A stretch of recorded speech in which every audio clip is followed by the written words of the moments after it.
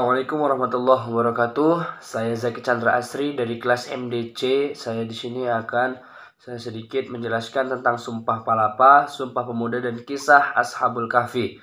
Jadi, sini Sumpah Pemuda itu adalah suatu pernyataan atau sumpah yang dikemukakan oleh Gajah Mada pada upacara pengangkatannya menjadi Pati Amangkubumi Majapahit pada tahun 1258 Saka atau 1336 Masehi, yang berbunyi, Sira Gajah Madapati Amangkubumi Tan Ayun Amuktia Palapa, Sira Gajah Mada lamun huwus kalah Nusantara ismun Amukti Palapa, lamun kalah ring gurun, ring seran Tanjung Pura, ring haru, ring pahang, dompo, ring Bali, Sunda, Palembang, tumasik, samana isung Amukti Palapa.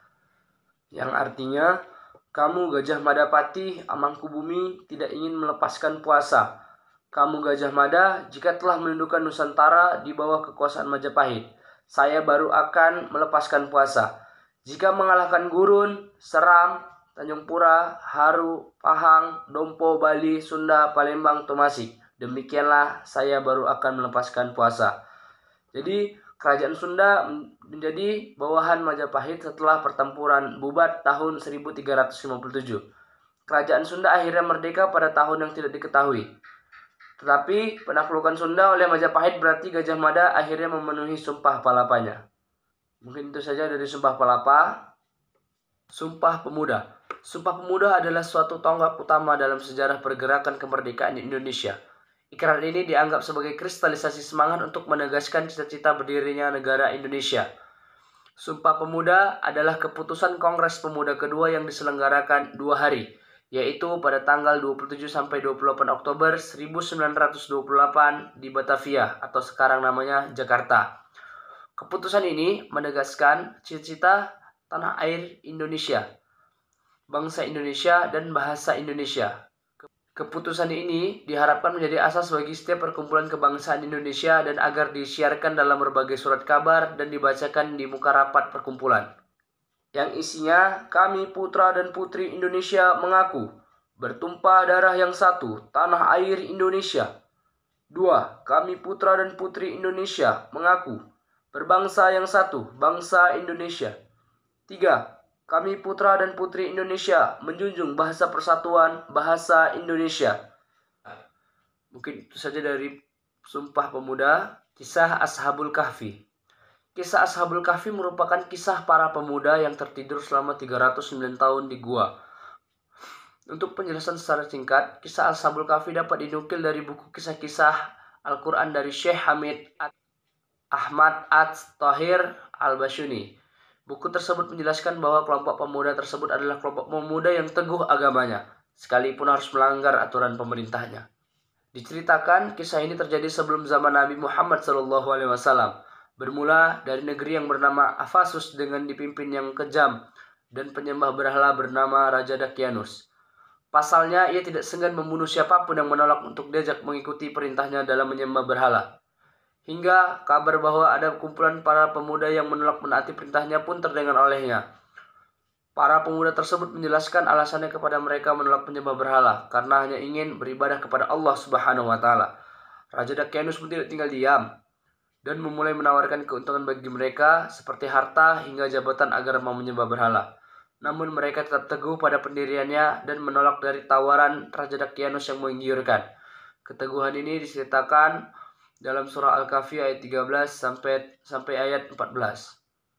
A'udzu billahi minasy syaithanir rajim. Bismillahirrahmanirrahim. Nahnu naqussu 'alaika naba'ahum bil haqq. Innahum fityatan amanu bi rabbihim wa zidnahum huda.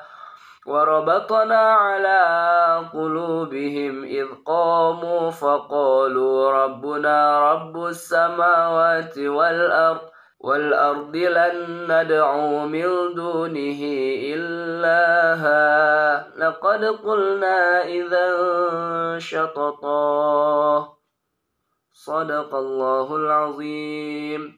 Yang artinya, kami ceritakan kepadamu Muhammad kisah mereka dengan sebenarnya. Sesungguhnya mereka adalah pemuda-pemuda yang beriman kepada Tuhan mereka, dan kami tambahkan petunjuk kepada mereka. Quran Surah Al-Kahfi ayat 13-14.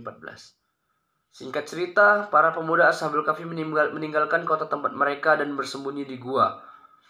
Di tengah jalan menuju gua, mereka bertemu dengan seekor anjing bernama Qatmair yang turut mengikut mereka di gua tersebut.